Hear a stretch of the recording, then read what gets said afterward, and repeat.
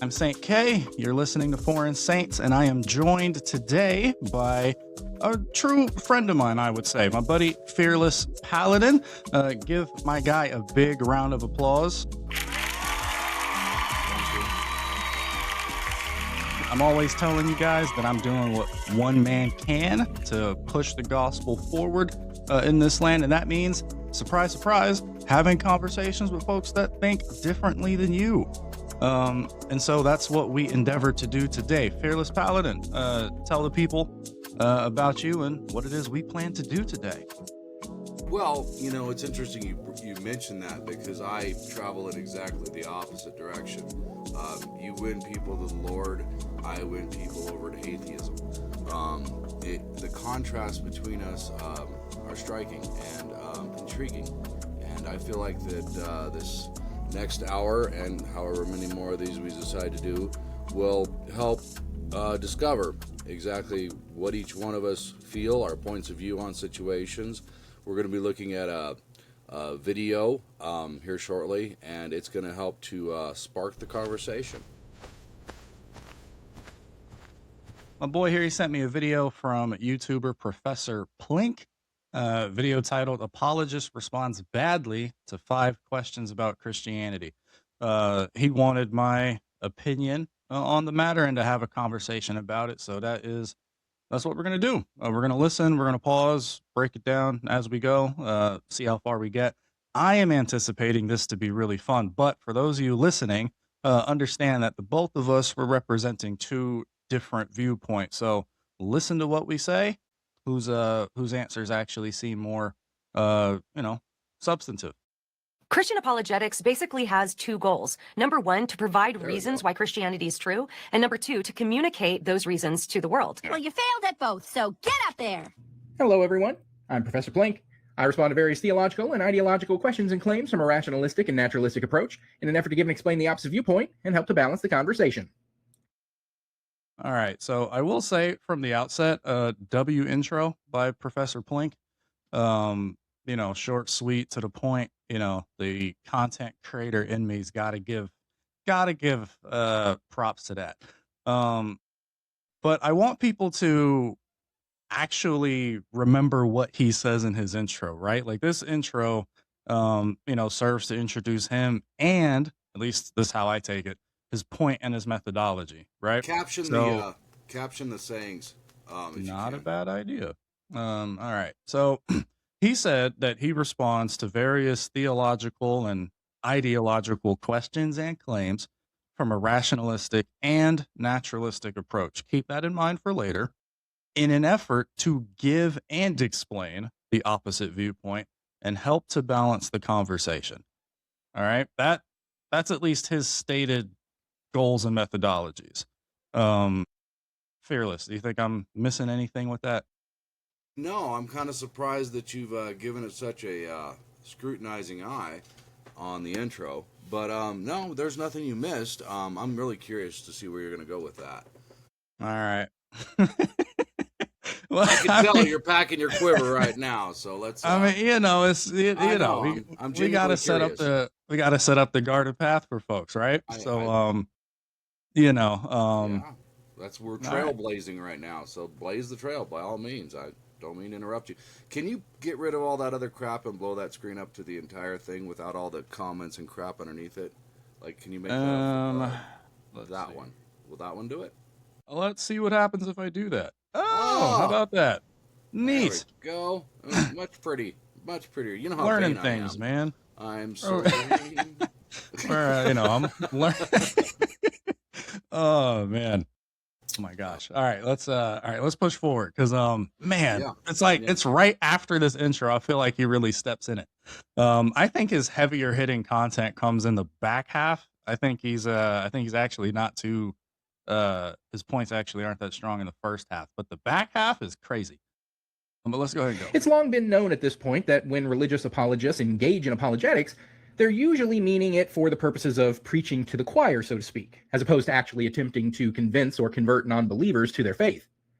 Even if it's framed as an attempt to defend or rationalize their religious beliefs, they're usually doing so in an attempt to steal the conviction of their congregants and keep them from leaving the church or even doubting and potentially beginning to deconstruct their faith. After all, when you're losing the culture war and seeing the numbers of churches closing all over the country increase as significantly as it has been in the US over the last decade, playing defense is the best you can do when faced with such a failing ideology. Listen, as a guy that likes to watch the NBA, I'm perfectly okay with the trash talking and the slander. All right, like I respect it. All right, just be ready to catch it on the back end, right? But Take your own medicine, absolutely. right. You know what I'm saying? Yeah. But before I have a field day here, Fearless, what are your thoughts so far? I'm curious, from your perspective. How did you kind of feel about this intro? Big nothing burger, honestly. I didn't give it much thought. I see where he's coming from, and the statistics don't lie as far as the amount of church membership and the amount of people who are converting over to Christianity. The numbers are not on your guys' side, as he pointed out. I didn't realize that was a matter of contention or debate. I find it curious that you do. Well, no, that's probably the only part of that I don't actually have a problem with. It's everything else around it. Okay. So the first thing he says, and I quoted him here in my notes just to make sure I got the quotations right, but here he says, quote, "It's long been known at this point that when religious apologists engage in apologetics, they're usually meaning it for the purposes of preaching to the choir, as opposed to actually attempting to convince or convert non-believers to their faith." Instinctively, I want to call that a lie, but I'm going to try to be a little nicer than I probably typically am. I'll at least say it's demonstrably false. Maybe he's unaware, but false is a hard statement there, because I mean the numbers are dropping. And no, not about the church membership part or like the church closure. Like he can have that. I'm talking about when he says religious apologists are just, we're making content to preach to the choir. We're not actually trying to, bring in outsiders that have a differing perspective, right? Like, you're the first one that usually does, honestly. I mean, Professor Plink here has to drag him in off the internet with a clip that they gave. But when it comes to actually, oh wow, you butchered my name. But okay, we'll deal with that later. Oh my gosh, what did I type? I'm seeing it now. That is terrible. That is absolutely terrible. It's not abusive or anything, but I am not about to accidentally call you Fearless Diddy up here, bro. That is crazy. P-A-L-A-D-I-N. There we go. But yeah, go on. Well, I mean, it could be two words, but nonetheless, the point is that the people that usually tune into these apologetists are Christian members who are just looking for a way to bolster their faith, or maybe come up with some answers to some questions that non-believers have had. I don't see that as an inflammatory statement. It seems to be, blunt and crude, but unfortunately true from what I can tell. Well, it's blunt. I don't think it's crude, actually. I just think it's direct and to the point in a way that I wish more people would typically be. So that's nice that he just comes out and says it. But but if we look at it's not an infactual statement. Most of the people that listen to apologetists are Christians. They are preaching to the choir. But what he's saying is that that's the reason that they're doing it. Right? Mm-hmm. Like they're not actually trying to go out and engage non-believers, but they're not. In my experience, all of the Christian content creators that I listen to, notice the caveats I put in there, listeners, the Christian content creators that I listen to, right? All of them make it a regular thing to engage unbelievers. Like it's maybe I've just been listening to the wrong. Sorry. Oh, go on. I did it again. I apologize. That was not right of me. I will work on my interrupting. It needs to be fixed. Nonetheless, I would say that most of their views come from people. Most of their like and subscribe, which we always appreciate. Like and subscribe, that's always awesome. But the people who are doing that are the Christians that are essentially being preached to by the choir. So I don't see that as far off base either, really. I mean, Well, so I went to Google, right? And I logged out of Google so that my search could be a bit more neutral and not, centered around my likes. And I Googled most watched Christian YouTube apologetics channels in, 2026. And what Google spat out at me was cross-examined. These are the names of the YouTube channels. Cross-examined with Frank Turek, who Plink is not a fan of, clearly. Bible Thinker with Mike Winger, Capturing Christianity. I've seen some of his stuff, haven't seen a lot of it. Inspiring Philosophy, love that guy. Alisa Childers, who is the subject of this video, and Sean McDowell, who I don't think I've ever seen any of his stuff. But me personally, I'll also toss in an honorable mention of God Logic with Avery Austin, and pretty much the entire subgenre of Christian call-in debate shows online. All of those guys, as a rule, prioritize unbelievers over Christians in their live call-ins. Avery of God Logic especially is pretty vehement about that, where if a Christian comes up onto the platform to talk and it's not a day where, that's the goal of the stream, he's pretty heavy-handed. He'll be like, "Hey, man, you did see the sign, right? That said unbelievers only. Like, you did see that, and you chose to come up anyway. Like, what are we doing here, bro?" And Inspiring Philosophy also, he does I think it's weekly. I think it's weekly. Maybe more often than that, but he does a call-in show as well where he's engaging with non-believers and stuff like that on a regular basis. So, didn't know that. but yeah, and that's what I wonder. Like, maybe Professor Plink is just unaware. It's just me personally. I find it difficult to believe, just considering I've only got 138 subscribers. This dude's got over 30,000, approaching 40,000, I think. And so it's you've been doing YouTube longer than me, bruh. Yeah. Are you truly unaware, or are we making a sweeping, generalizing statement in an attempt to frame the opposition as cultic and closed-minded before we even get into the 5-point critique of Alisa Childers, right? Because, and it's something I've noticed a lot, is that humans respond a lot to framing before you even get into the substance of what your argument is. And so, Professor Plink, he's going to be laying the groundwork of his framework for how he wants you, the listener, to view Alisa Childers and other people, similar to her.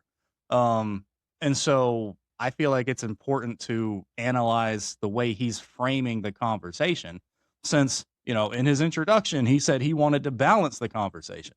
All right. So are you balancing it with facts, or are we balancing it with dogmas, or are we balancing it with how are you substantiating this claim? Right? There is no way to substantiate the claim, because there's no way to say to a person before they log in or like and subscribe, are you a Christian or are you not a Christian? It's not like they take surveys to, prove one way or another. I will give you the fact that statement is unprovable. Well, it's difficult to prove, but it becomes the problem is, if I assume that he's making this content for people like me, i.e. Christians, to try to show us a different perspective or something. The reason I say that is because, I'll give you that, is because he just framed it as if preaching to the choir, i.e. talking to people that already think like you, is a negative. So, okay, Professor Plink, if it's a negative, I'm assuming this entire video is not intended to be preaching to your quote unquote atheist choir. So, all right, I'll listen, right? I acknowledge the contradiction. I will right? give you that. You know, And he is preaching to a choir of sorts in his own way. You know, his choir just happens to be different. What he's trying to frame is that Christians pretty much talk to Christians online about Christian stuff. And well, that's true. And like I said, I'm not denying that, but my question would be, why is that a problem? Especially when I can show you example upon example upon example of Christians that make it a regular part of their ministry to engage with people that think differently and believe differently, even down to like the heaviest of scholarly levels. So when I, as a Christian, hear this introduction, Professor Plink's credibility is already shot with me, and we're barely a minute in because, well, like, I wouldn't say he's lying in any way. He's more just portraying the facts to his benefit, as we all do. well, like I said, if I'm going to be charitable, I'll just say he's not aware of some of these Christian content creators that do this. Thank you. But if that's the case, then it shoots his credibility just in a different way. It's like, okay, you're not being knowingly dishonest, but you are talking about something with a certainty that you clearly don't know enough about. It's Because impossible to tell. Like we said, there's no way to know if they're preaching to the choir or a whole bunch of non-believers. I mean, it's a claim right, that can't be proven. One way right, or which the is other. why I feel like it's it's just here to frame the coming Alyssa Childers as disreputable. So there's that. Well, But then she'll do that. She'll do that on her own accord here in a minute. there She is don't need Professor Plank's help. there is one point in Childers' argumentation that I feel like is particularly weak. Um because I try to be equal opportunity offensive around these parts. Um but what Plink also says about his quote, playing defense is the best you can do when faced with such a failing ideology. Um it's interesting that Well, he it, says that. it's an interesting portrayal of the evidence available. He's gonna paint his brush, if you will, in his own way. Oh, what do we got here? Um Something, to use Plink's wording, Okay. something to balance the conversation, so to speak. Yeah, that's fine. This is We're from let me see the name of this site. This is graphsaboutreligion.com. okay. From what I can tell, this is secular. I was trying to find something that wasn't Christian for this point. America got a little more religious. No, really. America's secular search has stalled. We don't know why. Article March 28th, 2026. Okay. So it's recent. I It would is need to very pay recent. I would need to pay this guy to get behind the paywall, but I'll use what I've got public access to. Yeah. Let's do the free stuff. Always. I never pay for paywalls. I hate them. I try. Aye. But I'm There's some putting the valuable stuff here. resource up here. Okay. If people want to look at this deeper, always encourage you Mhm. to. But just something that he points out here is that the share of the sample who identifies as atheist, agnostic, or nothing in particular has dropped again. And he goes into the numbers and all this stuff, but I he got points something to out, say about that. I'm sure, but he Go points ahead. out that the change is statistically significant. There were he did controls for some of the other, a lot of the social upheavals and stuff that have been happening over the last decade or so. Um, but my point here in quoting this is not as a refutation to Professor Plink's data, because I don't have a problem with it. I didn't fact check it, to be honest, but on that, I'll take him on faith when it comes to that, because it steelmans his argument for me to just accept it. The problem here is that depending on where and who you survey, even during the same period of time, you can find religious association rising and falling at the same time within the same communities, but amongst different demographics of that community. That's a interesting thought experiment that I actually discovered during COVID, actually. But if I wanted to just, and all Professor Plink did, he only, he cited one thing. So if I was going to cite this, I could say that atheism, which was already a pretty small percentage of the population anyway, going down in a statistically significant amount. Notice I did not say large. I'm not trying to frame it that way, just in a real amount. Even if Plink accepted this data, I don't think he would say that this data on its own is sufficient to conclude that atheism is a failed or failing ideology. I don't think he would. So, by the same token, on my side of things, simply showing me that we're in a period of disassociation with Christianity, that's on its own, that's not enough to suggest that, Christianity's failing or any such thing like that. It doesn't prove what he's saying it proves, because I don't think he'd accept it in the other direction. Okay. Which is his prerogative. It's not like the guy has to or anything like that, but it's just something I'm pointing out for the purposes of showing how powerful framing can be before you even get into the substance of the conversation. But you said you had some thoughts. I have a rebuttal, yes. So a couple of things to consider is that polling by its nature is very shady on the facts. I don't know how to put this nicely, but it depends on who you poll and how you ask questions as to what results you're going to achieve on said poll. You ought to try to go through a voting ballot. It's a trick. To figure out who exactly stands for what is a royal pain in the butt. You got to Google everybody because nobody has an R or a D in front of their name because they don't want to make it whatever. I don't know what the hell. But anyway, it's a process to figure out just who they are affiliated with. And the point is that the surveys, the polls, the testing, I personally never buy into them as facts of anything because they're always just looking at a certain percentage of people and extrapolating that everybody is this way or that. I see it in the political races all the time, and those things are way off. So I don't take polls' words for anything about anything because you can get anything you want to out of them. It's just like a make your wish routine. Well, that's my point, right? Is like America is a super big place, and interest groups are vying against each other like tides on the ocean all the time.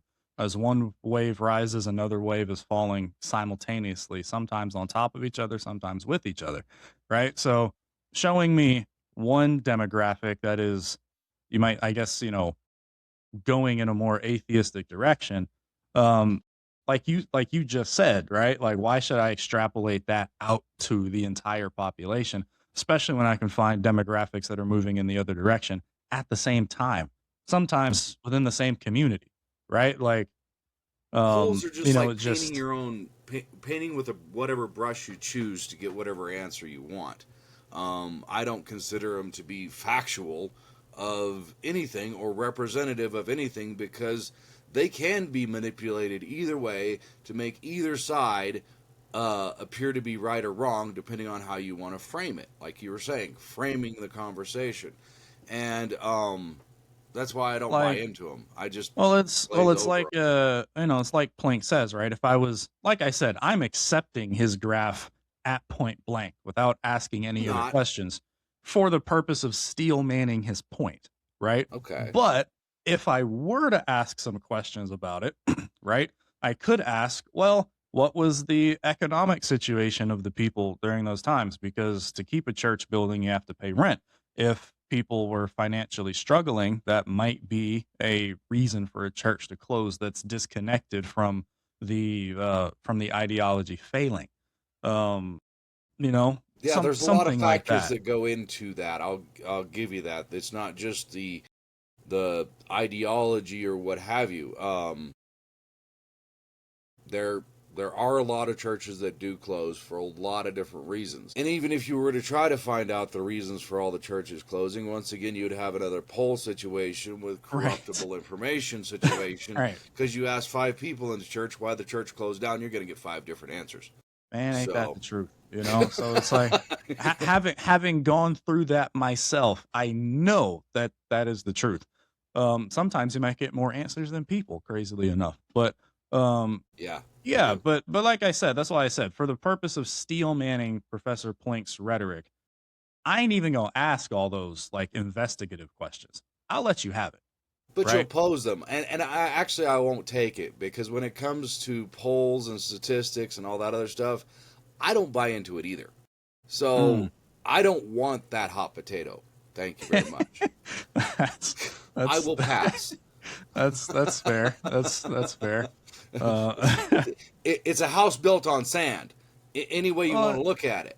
I mean, you know, it's how these sorts of things can so easily go. But you know, let's all right, let's let the professor cook.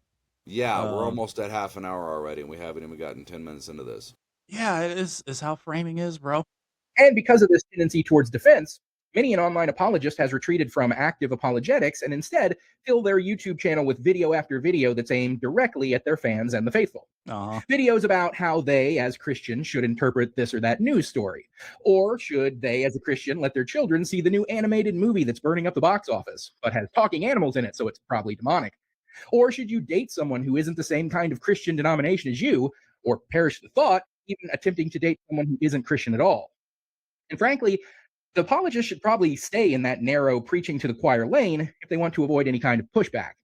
Because when they do, you know, is interesting, because I haven't watched a lot of Professor Plink's stuff. You'd probably be more the expert on that, so you can tell me. I would imagine Professor Plink is not a fan of hypocritical Christians. Yeah. Well, fan by having somebody to shoot at every day, I would say he's a huge fan of hypocritical Christians. Well, yes, and that, yeah, from a content creation standpoint, yeah. Oh, yeah, this is his bread and butter. He says it all the time. Yeah, but I'm saying from like a respect at a human level, I would imagine he probably doesn't.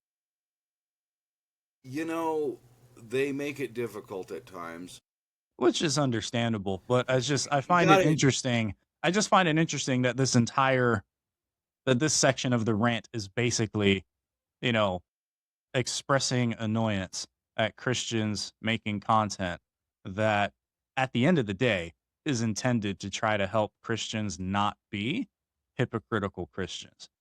And, you know, sometimes do those conversations take us into minutia that is a bit unnecessary. Hey, I'll be the first one to admit it. Yeah, but it's just funny how he misses the forest for the trees. Like, they're having these granular conversations because they're at least trying to do their best to apply their faith to their entire life instead of just portions of their life like the Christian nationalists do. So it's one of those things I've noticed and I've noted on the show before. It's like, you know, you're damned if you do, damned if you don't. It's like if I'm not, how would I word this? If I'm a hypocritical Christian, I'm bad. But if I try to be a consistent Christian, then you're just brainwashing people. You're damned if you do and you're damned if you don't. Right. You know, I mean, you know, that's kind of how he's framing the conversation, and I understand where he's coming from because, you know, all Christians are hypocritical in my opinion. And you try to make a distinct difference between consistent. I would agree. You know, you would agree. Wow. Okay. Like it's something we say all the time. Like when people get mad at hypocrites in the church, I've heard plenty of people say we got room for one more. And the reason we say that is to point out that like the people that are calling us hypocrites are also hypocrites. Like everyone has a moral standard, even if people try to be edgelordy and say that, oh, I don't really have a moral standard. Well, you don't until you get punched in the face. Then you have a moral standard. Let me bring up a goat on stage and start fucking it. and see how you feel about that one. Right. Yeah, it's like, yes, you do have a moral standard, all right? It'll just take some pressing to bring it out of you, but you do. Now, personally, I'll bring out the popcorn if you want to start doing that kind of action. Honestly, I find it quite entertaining, but nonetheless, I can see where some people find it objectionable. The point is that everybody has a breaking point, a threshold, if you will, the what they won't stand for from others, even if it doesn't have anything to do with them at all. Prime example is child molesters. We can both agree that they're despicable and we both hate them, even though we have nothing to do with anything that they're doing or anywhere near in our lives at all. But their actions are the worst. I don't know how else to put it, but there's a bottom line there that everybody seems to have. If you were to drag out every single moral that a person had, and you were to analyze them with a fine tooth comb, I've done it. Yeah, it's like I can find places where people are being hypocritical to their own moral standards. It's actually one of the arguments that the Bible lays out for why people need a savior. In Romans chapter 2, a common atheist talking point is that I don't need a book to tell me morality. And yay, good job. The Bible in Romans chapter 2 says that you don't need a Bible to know morality. But that's the case that the Bible actually makes against you, is that, yeah, you are self-aware enough to know morality. So why do you still break it? That's kind of the argument in Romans 2. That's my argument. If you're going to quote scripture, I need to see it, or else I'm going to start putting it up on my tablet. I like you. Romans chapter 2. Atheists are doing that crap all the time, spouting stuff out of the Bible that ain't there. Is this the King James? This is ESV, but as you can see, I've got 6 different kinds up here. Yeah, in anticipation of one of Plink's later points. I would prefer KJV if we could. If sure. Acceptable. Thank you. Sure. Much. I like the way it's laid out. I like the way the verses are done. I like the scripture. I like the Shakespearean experience of it. However you want to put that. That is, I had a young man tell me that once. He was like, "Man, I'm a King James guy," and I was like, "Oh man, this is gonna be a tough Bible study because I'm not, but I will do that for you." Thank you. But yeah, right here, Romans. I had to look a little longer because of the King James, but Romans 2, verse 14. For when the Gentiles, the non-Jewish, non-religious world, which have not the law, do by nature the things contained in the law, these, having not the law, are a law unto themselves, which show the work of the law written in their hearts, their conscience also bearing witness, and their thoughts, the mean while accusing or else excusing one another. So what Paul is saying here is that for the non-religious world, like, people naturally have a moral code in the generalities anyway that we follow, and they're showing that they're holding themselves accountable to a law. And he'll go on to say that in the day of judgment, when God shall judge the secrets of men by Christ Jesus, he's going to pull the tape of your own conscience, which is quite a thought. Yes, sir. Okay. Yeah, when I put my hand up like that, I have something to say, but I'm not going to interrupt you because we are not that uncivilized. But yeah, so does a tribe of monkeys or gorillas or lions. Inanimate creatures also abide by a set of code that governs their interactions with others in their society, let's just say. So yeah, you could apply that to monkeys as well, not just humans.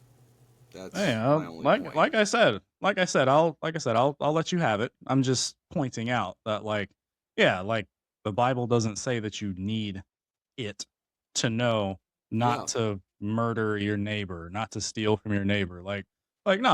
God on Judgment Day to a lot of people is going to say the same thing that atheists say. Did you really need me to tell you not to kill him? Is that really going to be your excuse before me that you needed my book to? You have a conscience, yes, sir. Yeah. We may not agree about who is going to heaven, but we can all agree that apes and monkeys and packs of wild dogs are not going there. I mean, you're not one of those all dogs go to heaven kind of guys, are you? Okay, good. My point is that basic common sense says, you know, even the animals can treat each other as one wishes to be treated, and it doesn't take a lot of spiritual discerning or in touch with one's whatever to come to those conclusions for the sake of self-survival. If I start killing all my neighbors, then I won't live either. Well, that's only if you're weak. You know, if you were stronger, you would. You know, Even if you're stronger, you got to bench press more, dude. Well, you can see the benefit of milking the weaklings for everything they're worth. I mean, the rich right, have been doing that for thousands of years. And that's the thing, right? Is like, and this is a point that is, I think, perhaps better saved for the slavery discussion later. But like you can find I've got a whole playlist on it. I got like, great. I don't know how many videos on it now, like what, 6 or 7, something like that. We need to get out of the weeds so we can actually get to there. We're already at 37 minutes in. Hey, blame Professor Plink for all the lame framing here. It's like you could have just started at point 1 with Childers, you know, but he didn't want to do that. So it's like if it's in the video, limits on your rebuttals, man. I mean, these fuckers are going on forever. If it's in the video, you know, we gotta. That's on him. But yeah, well, I'll let him go. I understand where you're coming from, but from a production standpoint, this is turning into a nightmare. Nah, man. For the people that are interested in this stuff, this is the sort of thing that thinkers like you and I want to do. Don't let anybody off the hook. Okay, well, I got all the time in the world. I got all day.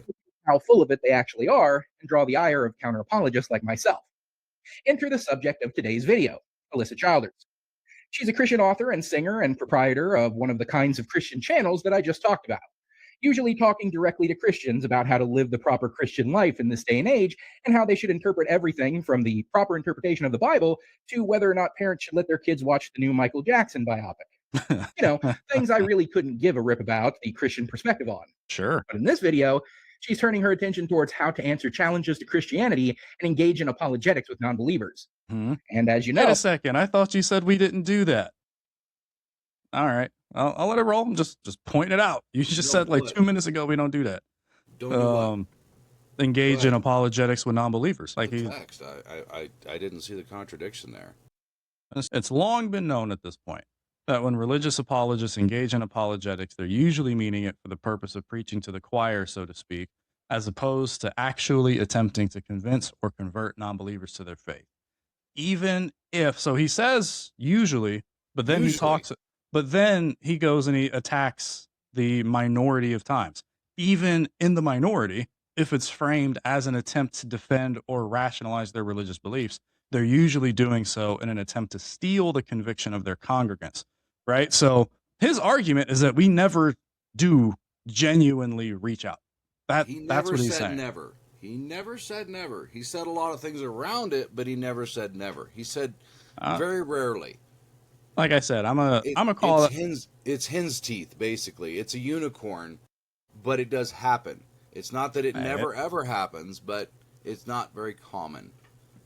Then maybe he should spend some time going after the high shelf stuff. But okay. Maybe, you know? Well, in his mind, this is high shelf stuff because most of the rest of the time they're just appealing to their base. Like I said, if that's the case, then that means you need to get familiar with the actual conversation that you're claiming to want to balance. Okay, so more research would be necessary to see how many of the apologist videos are choir. Well, that, but more to the point, like some of the, you know, the things that he mentions here are just like ridiculous. But let's get specific and start in on the individual apologetic questions, Alisa. So number 1, have the New Testament documents been corrupted? Well, obviously, when the New Testament was being written, we didn't have a printing press, so each manuscript had to be copied by hand. And when the original documents no longer exist, scholars use a science called textual criticism to reconstruct the wording of ancient texts. Pause. When they have a lot of manuscripts Yes, and early manuscripts. Say your piece, brother. He's about to, but I want you to soak that in.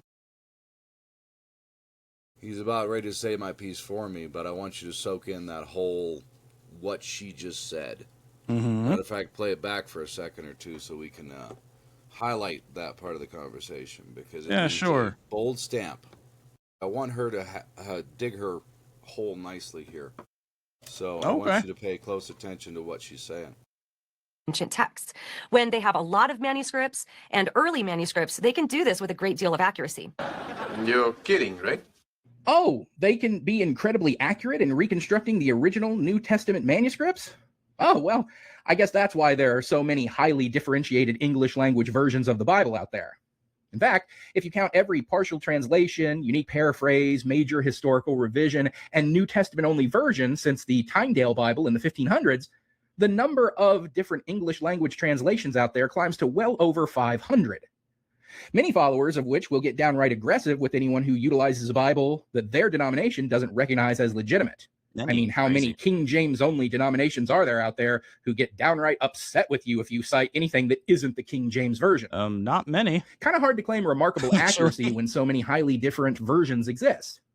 But of course, there's many different reasons why framers of the different versions may have and have been motivated by to create their own translation, none of which have anything to do with keeping it as accurate to the original as possible. Keep it cooking. There's financial incentives. You know, good old-fashioned greed. Public domain text. We won't talk over the movie. It doesn't really help much, except for once in a while, you know, little jeering comments that we both enjoy doing. Well, I had the words up here. I felt a bit more free, you know? I do. I like having the words there because we can really hold to exactly what is being said. Now, here's the thing, right? Is like, oh my gosh. All right, so, man, what a blunder, Mr. Plink. Go ahead, unbox it. What a ridiculous blunder, Mr. Plink. Nah, leave the words back up there. I like them. But safe. But what do you think? Obviously, you think he was cooking. Yeah. You know, the only thing you can say for sure is that there are more or less King James fundamentalists than he purports there to be. Beyond that, the rest of the argument seems to be holding water. Okay, but why? I really want people to pay attention here. Okay. Yes, I'm going to. Here's the thing, right? I don't think it's unreasonable to ask someone why. I have never thought that is an unreasonable thing to ask, right? Okay. What is your why? He never proves this. I just want to point this out. What does Mr. Plink cite to prove what he just said? As far as how many fundamentalist Christian organizations or denominations there are, I know there's quite a few. I mean, I haven't gone out and surveyed all the churches in the world to find out whether or not they are fundamentalist King James Version believers or not. But I think that is no, I'll let him have that, because let's say that there's a bunch. Let's say that there's a high amount of KJV fundamentalists out there, and I don't think it matters one way or the other, honestly. Right, it doesn't, because the point is about the accuracy of the text. That's why I said let him have it. I'll let you have it. Right? Okay. I mean, I'm not here for side quests. I want the jugular. And he said, and he's arguing about the text. You definitely specialize in side quests here, from what I can see. So, no, I think all this stuff is really important. But what does Professor Plink cite? I'm asking you, what did Professor Plink cite to substantiate his claim? Of whether or not most Christians are King James Version fundamentalists or not? Not, I mean, not so much that, but his take about the translations, right? When he says, basically when he's saying they're not accurate because of the different English language versions of the Bible out there. That's a claim. What does he cite to substantiate this claim? Well, if you let him finish, he will. Well, you told me to pause. Oh, I told you to pause? I thought you decided to pause. No, you paused. I yeah, was saying let him cook. Let him get the whole argument out in one shot, because I don't want to chop this up, because this is fantastic. Let him cook. Text, like the King James Version, can't be copyrighted. But to legally own a text and charge license fees for its use in curriculum or in apps and media, a publisher must create a new translation that is sufficiently distinct from existing ones. This is why we see versions specifically branded and edited for distinct audiences, like the Maxwell Leadership Bible, or the Evidence Study Bible, or specialized Bibles tailored to specific age groups or lifestyles. Another reason that they might make different versions of the Bible, and I dare say the most common one in my estimation, is in order to codify a particular interpretation of Scripture down into plain English in order to solidify a specific religious viewpoint in black and white text that they can point to and say, look, the Bible agrees with me. Translation by its very nature is an act of interpretation. Creating a new version allows specific denominations or theological camps to embed their own doctrines directly into the text, ensuring that the verses align perfectly with their worldview. So in other words, the Bible follows their worldview rather than their worldview following the Bible. A subtle tweak in a translation can validate an entire denomination's theology.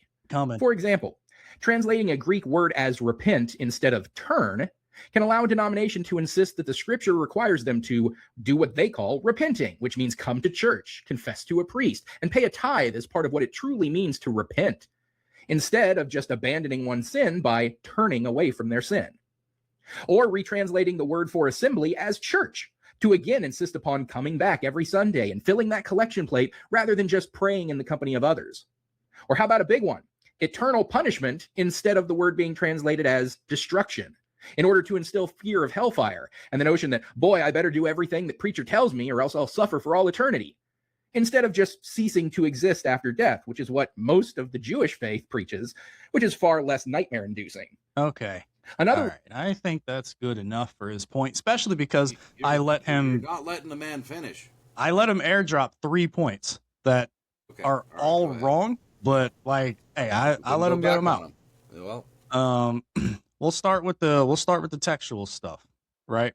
Again, I'm just gonna ask the question: what does he cite to prove this?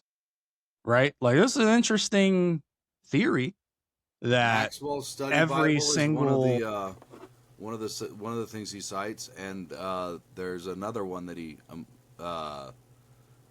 there's a Maxwell Study Bible, and there's a he said Maxwell Leadership Bible, or the Evidence Study Bible, or specialized Bibles tailored to specific age groups or lifestyles, right? There's a Jehovah's Witness Bible, for example, that he talks about later on in the rant that you interrupted, that you said you didn't want to interrupt.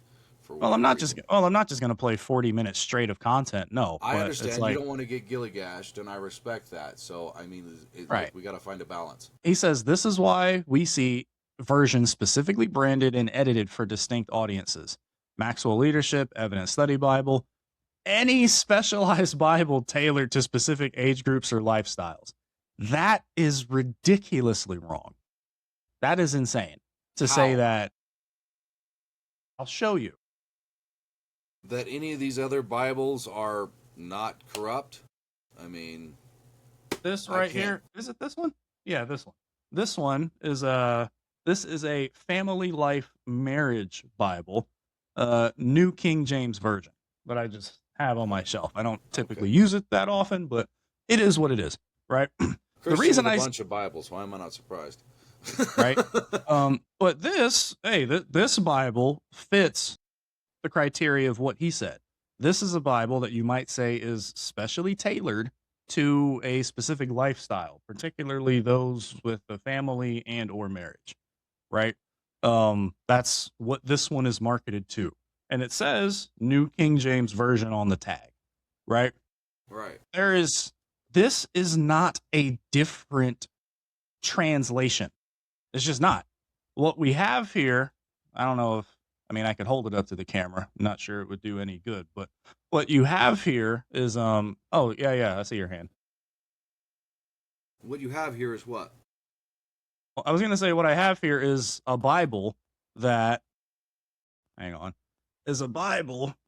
whoops, let's not rip out my whole setup here.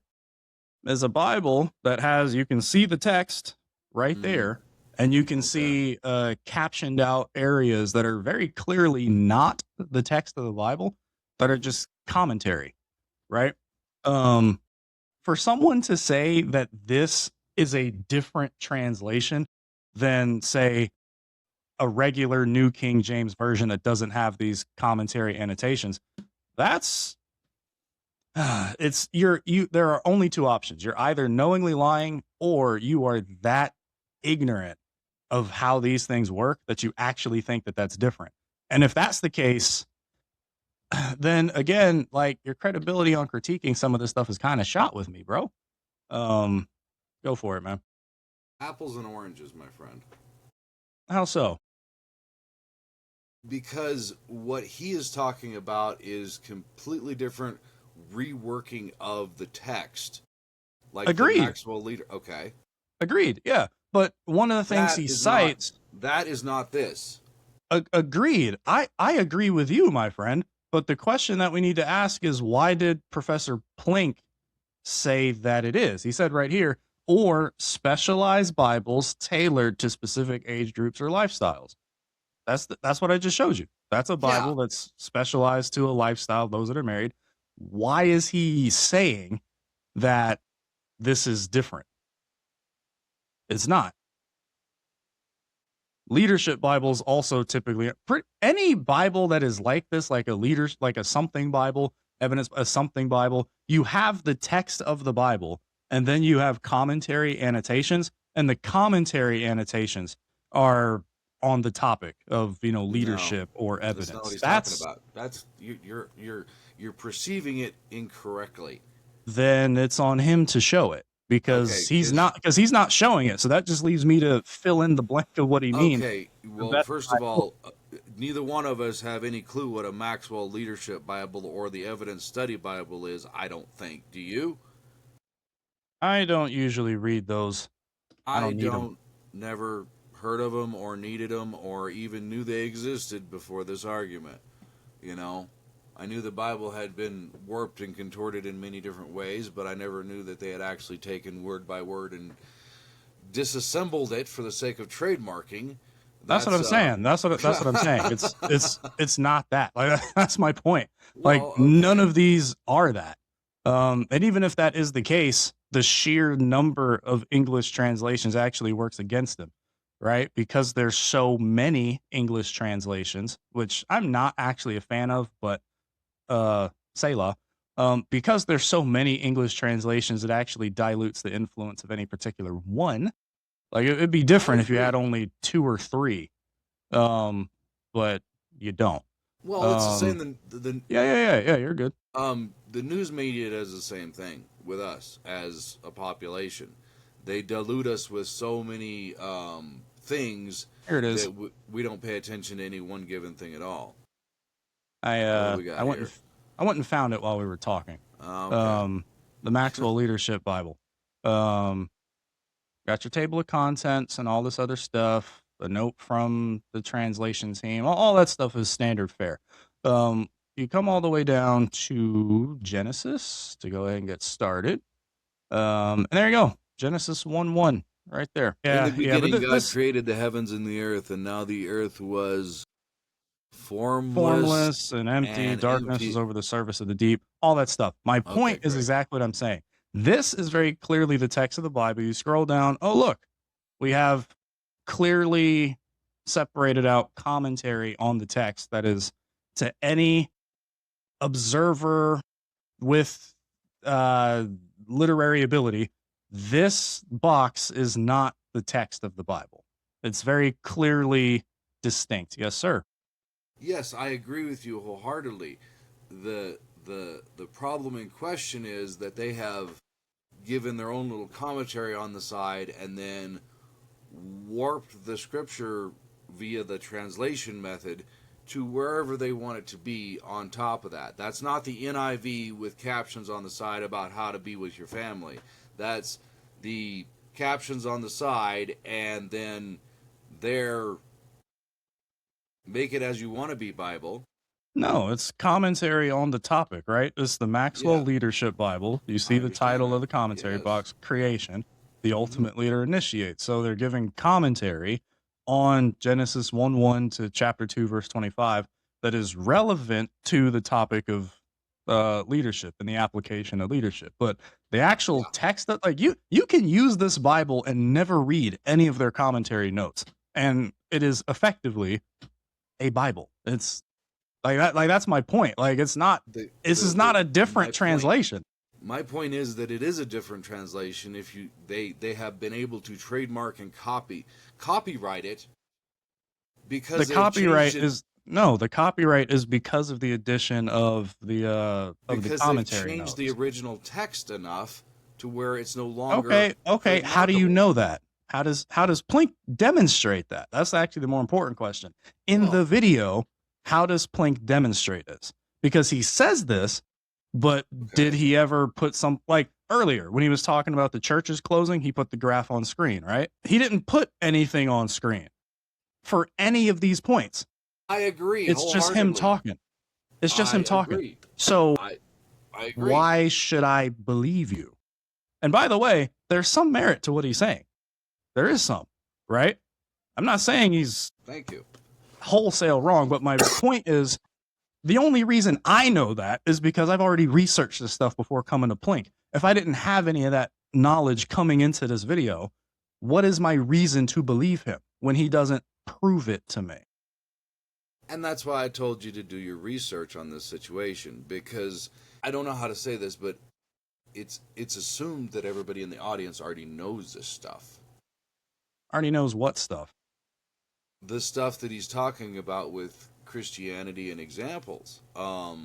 Right. So he's He, preaching to the choir and he's reaffirming his own dogmas without having to prove anything. He's doing the exact thing that he's well, accusing us of doing, which is fine, I guess. Just, it's own up kind to of being a hypocrite. it's kind of like this is 102, and he is under the conclusion that you've already done your homework on 101 and know what he's talking about and know that his Well, the problem facts is, are problem right. is when I do this homework, it proves him wrong. This is why I have one, I two, think three, you're four, I think five, you're looking six different translations up here to show. Yes, sir. you're using the evidence to come to the conclusion that you desire. No, I'm looking at the evidence and I'm comparing it to what Professor Plink said. He said that different English versions of the Bible are rewriting the original manuscripts for the sake of theological axes to grind and some such thing. The only thing, the only evidence he cites for that is the word repentance, which I can actually go to an example. Matthew, let me see, what's a place where that's used? Matthew chapter 4, verse 17. That's a place you can find that word.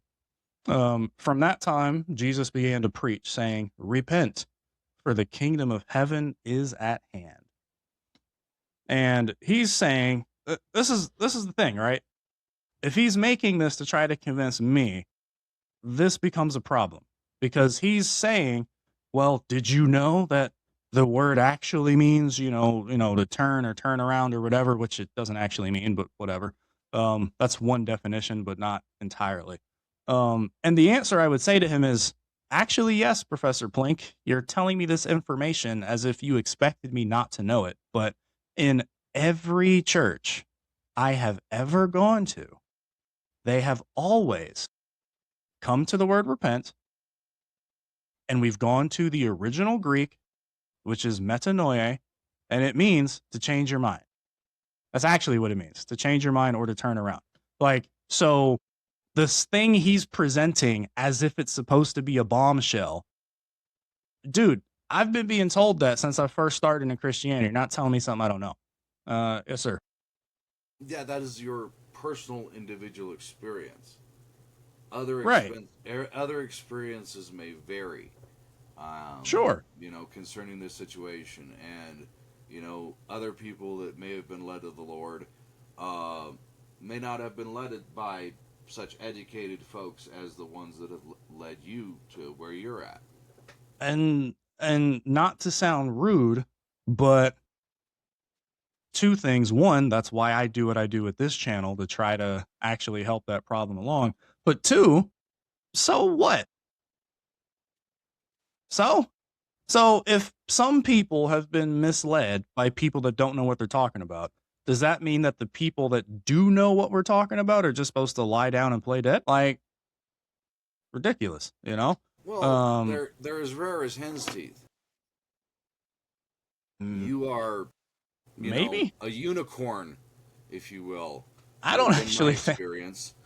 In your actually, experience, I'm a unicorn, but like I said, I mean, everybody can only rely upon their own experience, and that's what I was telling you earlier about your Right. experience. Is that is all you have to go on, is what other experiences you've had with, say, atheists, for example, which which is varied. Like, my experience with atheists and atheism has been varied. All right, I've had, I've dealt with people that are nice like you, and I've also dealt with people that are jerks, like some people who I won't name.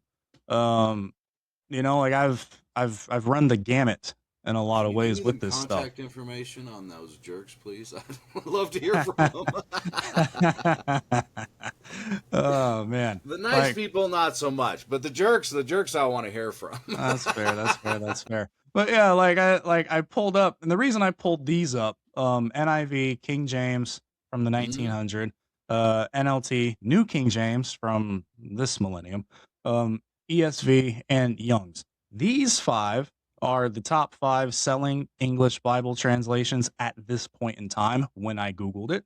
And then we have Young's, which I have no idea where Young's literal actually stands as far as sales, but I like it because it is an extremely literal translation. I was going to compare, Genesis 1:1 and some other place and just look at the 5, but it's like people can do that, right? Like when you have the ability to fact check people directly, I think you would agree with me on this, Fearless. Always do it, no matter who's the one talking. If you have the ability to, freaking do it. So if Professor Plink tells me, hey, the English translations of the Bible are so different, well, fortunately for me, I've got access on this particular program to at least 30 different English translations. I can get 30 more if I really felt like it. And I can just compare. And when I do that, it's like, bro, they're not different the way that you're claiming them to be. They are, actually. I will disagree with you on that point. All right, well, I'll show you. We're right here in Genesis 1:1. You can look at the first verse, or we can pull up whatever reference you want to pull up. That's not what I need to pull up. That's not my point. Okay. My point is that a person would have to look through the scriptures with a microscope in minutia to find the contrasts that would be relevant to what he's saying. All right, I'll give you one. Let's see, Matthew 4:17 again. I like ESV, so that's why I'm going here. You see what it says here? From that time, Jesus began to preach, saying, repent, for the kingdom of heaven is at hand. Okay. I'll give you a different rendering from Young's literal. Well, and I'm sure they're probably going to be really similar because that particular verse rings the same chord with a lot of different translations. But that's not what I'm talking about, though. Well, look, it says something different without saying something different. Form ye, for nigh hath the reign of the heavens. For come nigh hath the reign of the heavens. For come nigh hath the reign of the heavens. What a nightmare translation. Okay. Whew. That is Old English. I'll give it that. That is a pretty epic way to phrase it, I won't lie. Come nigh hath the reign of the heavens. Golly. So yeah, those are different English words. I mean, and it means so much different. I have to jog back in my memory to put all that stuff together. That's like reading Shakespeare. Oh yeah, I mean, I know you said you like the Shakespearean, so I do, and that's like all the way back there. I'm impressed. Actually, I'm pretty blown away by this translation. If I were to read a Bible recreationally, I might choose something like this to go to sleep to. I've got a lot, I'm the plug, but but my point is that like the English words here are different, right? But it's not actually saying anything different. Well, I mean, you got to look at it more with the way they're framing it. The translation team, you mean? Yes. Whenever people make these translations, there are political and outside motivations to All I'm form them asking, in all that such I'm a way. asking, the only thing that I'm asking is that Okay. someone prove that. That's all I ever ask people to do.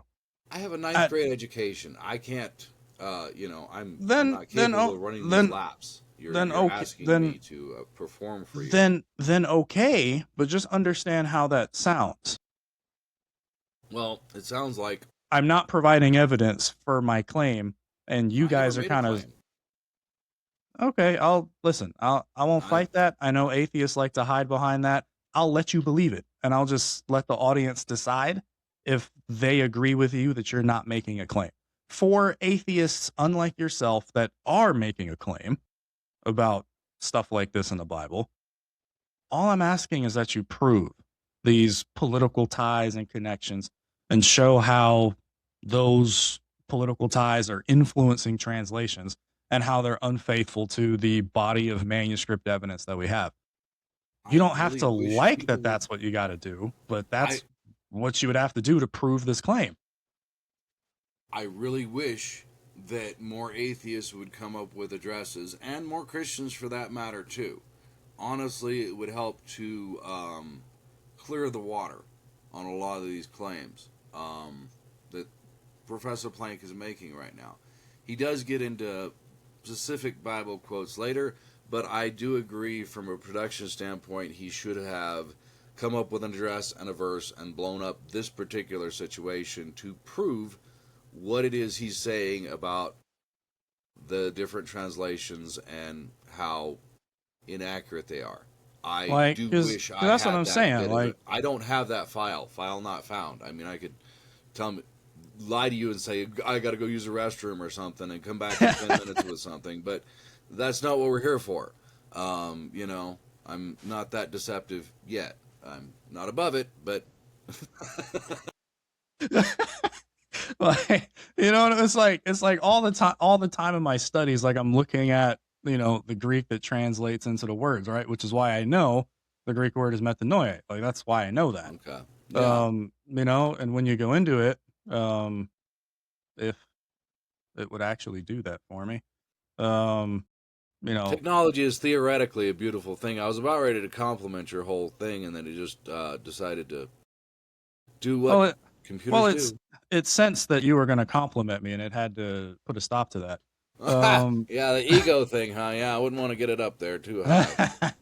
So yeah, it's saying that metanoia is what they translate as repent. Then it'll give you, the definition to think differently or afterwards, i.e., to reconsider. So to change your mind. That's what it means. And it's like this is what I'm showing people is a free resource. There is zero paywall to look at all of this. And there's a couple different resources that do the same things. Plug away, my friend. Plug away. Pick the one that you like. But my point is that, like, it doesn't take a lot of work to learn what the original languages said. It really doesn't. And it gives you as the consumer, the chance to hold the translation teams accountable. Because there are going to be situations where you look up a Greek or Hebrew or whatever word, and you might wonder, I wonder why they went with that rendering. Maybe based on my understanding of the context, maybe I'd go with something else. But like, you have the freedom to do that, and there's nothing hindering you from doing that. I would encourage people to do that. If people don't want to do that, then that's fine. But you can't blame your lack of desire to research and fact check on a conspiracy or something by the people that are translating these ancient manuscripts. That's just unfair in the highest degree. Yeah. I would agree, and I would say you need to talk to Professor Plink about that and why it's not there, because I don't know either. I mean, hey, Your I'm a question's nobody, valid. you know. But, I mean, I'm I'm just saying, and I'm less than a nobody. I don't even have a channel. I'm just a guest. So, you know, I mean, these are the I, things, right? Because he bases some of his later critiques on this stuff that he considers to be established that I would say isn't established. And well, okay, well there goes the power of a lot of the critique to come. The minimal facts argument, and that might be. I don't mind doing this in two parts, especially because slavery is such a big thing, and I don't actually yeah, want to leave slavery untouched on. It just might have to wait until next time. I can see what. Um, Yeah, we're gonna have to basically, whenever he gets done with this particular point in this particular podcast, but we did promise more episodes to come, and we can work on his next point on the next episode, whenever that might be. and it's okay. You know, my audience is used to this sort of thing. People actually tend to get mad at me when people express their annoyance is because they feel like I hadn't given enough attention to something, if you can believe it. Um, No, I can't actually.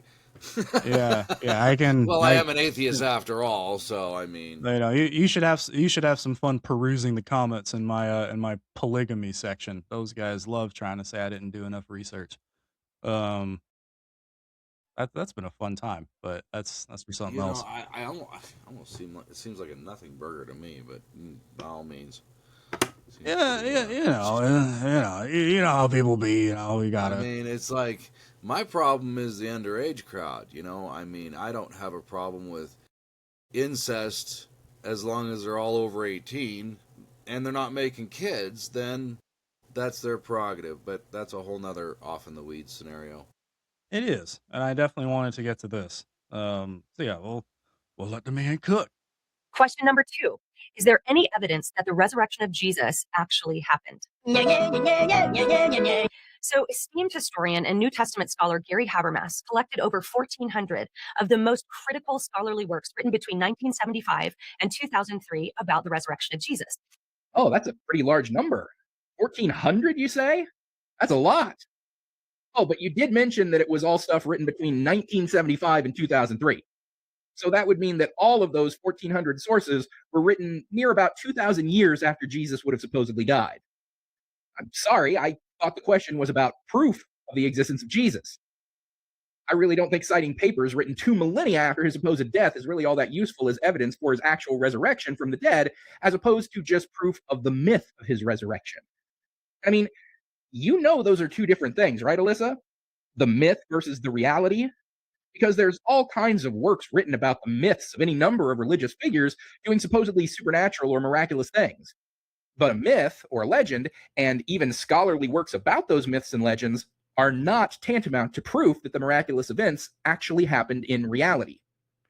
Oh, and Gary Habermas being cited, more known as being a Christian apologist and theologian than he is a respected historian, is about as reliable as going to the Discovery Institute to try to find reliable research on evolution, or listening to RFK Jr. about vaccines or what to do with dead bear carcasses. But just by mentioning Gary's name, I can tell that you're teeing up a minimal facts argument. So go ahead, Alyssa, spin that BS. These works ranged from the ultra liberal to the far right conservative, and he discovered that virtually every scholar agreed on several points surrounding the resurrection of Jesus. Here are 4 of them. Number 1, that Jesus died by Roman crucifixion. Number 2, that Jesus' disciples believed he rose from the dead and appeared to them and were willing to suffer and die for these beliefs. Number 3, that the church persecutor Paul suddenly became a Christian after having an experience that he believed was the risen Jesus. Number 4, the brother of Jesus and famously skeptical James was suddenly converted after he believed he had seen the risen Jesus. Literally none of those things are even faint evidence for the resurrection of Jesus. They only stand as evidence that A, a person named Jesus existed, B, that person named Jesus died, and that C, some people who followed him believed that he resurrected from the dead. There's any number of cult leaders who can boast the exact same amount of evidence and minimal facts for their divinity. Now I have to pause here for the sake of avoiding the fair use freaking tag, at least for a couple seconds. But what I will say here is, okay, then what would count? Then what would count as evidence then? Reframe the question. Let me look at the text. Professor Plink, in response to Alisa Childers' 4 points that you raised, He says literally none of those things are even faint evidence for the resurrection of Jesus. Okay. Okay. Then what would? That's the no, you prove there's an invisible elephant in the room argument. No. Just what would be, like, what is the proof? What is the standard of proof that I'm aiming for? Because when you don't provide a standard of proof, it gives you the freedom to hand wave whatever is brought, usually in a pretty scoffing fashion, and just say I forget if it was Richard Dawkins or somebody else, but like a famous atheist debater before him, not good enough. And it's like, well, okay, what would be? What would be? Because me personally, it's like if you're just gonna hand wave anything I bring, then hey, I'll let you have it. You know, like, I'll let you have it, man. Well, I mean, we've been down this road before with fairy tales and what have you. And my stance on the issue is that Mm-hmm. the standards that I use to prove that there was a Holocaust, because Mm-hmm. I did not live through the Holocaust. I did not see the concentration camps. But I am certain that such things existed and such things happened because I have Mm-hmm. clear historical documented proof. There's films. There's various people that have come back with tattoos, and there's documentation upon documentation upon documentation from various sides and situations saying that this in fact happened. The burden of proof is tremendous upon the Holocaust. When Mm-hmm. it comes to the Bible, you have to just take it by faith. That's what you So just described for the Holocaust. But then no, again, you and I are using two different definitions of the word faith. okay. So there is Well, that. my point is that the burden of proof that you're asking for, or the threshold, if you will, would be I'm just asking for someone to define okay. what it would be before the conversation starts. Well, So in that my way people don't have the freedom to just hand wave whatever's brought. Because because it there's doesn't. Holocaust deniers out there that would hand wave everything that you just brought. I would say that there is a significant amount of more evidence that the Holocaust existed than the reports of what they say happened in the Bible. Can we I agree think on you're that? well, yeah, Okay. because of our relation in time, but I think you're missing my point, which is Okay. that the people that dismiss the Holocaust as saying it didn't happen would just look at what you said, all your evidence, your films and all this other stuff, and they would just hit you with not good enough. You got to bring me something better. I would love for one of those people to talk to one of the Holocaust survivors. That would be a great podcast that I would definitely tune in for. Um, Indeed. But I for the have met ones that don't Holocaust get the survivors myself, and yeah, there and for the one is yeah, no but for doubt the in my ones mind. that yeah, but for the ones that don't have the opportunity of talking to a Holocaust survivor, right? It is not pertinent upon their eternal salvation whether or not they believe there was a Holocaust. I never claimed it was, and I'm not trying to That's my say parallel, that. though. Well, the But point is but that it's with not Christianity, parallel okay, it's not parallel to the intellectual pursuit is what I'm saying. Like it's not. Like the evidence is there, right? Let's say to make it no, more equivalent to I'm the not going to say times. that. I'm talking I was talking about for the Holocaust. The evidence is there Oh, for the Holocaust, okay, all right. right? We got to But I'm do it around saying the Bible. like if you were to remove the video evidence and being able to talk to the eyewitnesses personally, which makes it much more akin to any claim from the ancient world. Um, Your mic's wobbling. Right. Would it be irrational for a Holocaust denier to deny the Holocaust if we had all the evidence we have minus the video and minus the ability to physically sit and talk with an eyewitness? If all you had was the archaeology and the documents and whatnot, if that was all you had, is that sufficient to prove that the Holocaust happened? Are you asking me? It's far more entertaining with the films. I hate to be crude that way, and I'm not saying that, the No, Holocaust is something very serious, but it's a matter of there reaches a certain believability factor with me when it comes to the film, and I understand your argument of time, but I can't change the hands of time. I can change I'm not. what I I'm not. believe and don't believe. Yeah, yeah, I get that. But what I'm saying is, like, video cameras didn't exist in the ancient world, so it's just not a good parallel, right? But I'm taking the It's evidence of really the not my Holocaust. problem. Go ahead. Sorry. I'm taking the evidence of the Holocaust that is a parallel to the ancient world, the archaeology and written documents, stuff like that. If that was all you had to use, would that be enough to prove that the Holocaust happened? I'm going to use every tool that I have available to me at hand. As you should, but it's also not an answer to the question that I asked.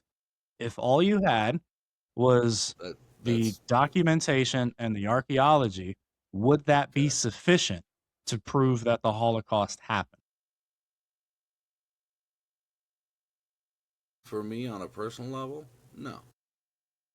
Okay, why?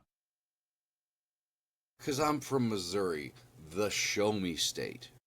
And if it ain't shown to me, if I can't see it with my own eyes, call me a doubting Thomas if you will, then it's hearsay.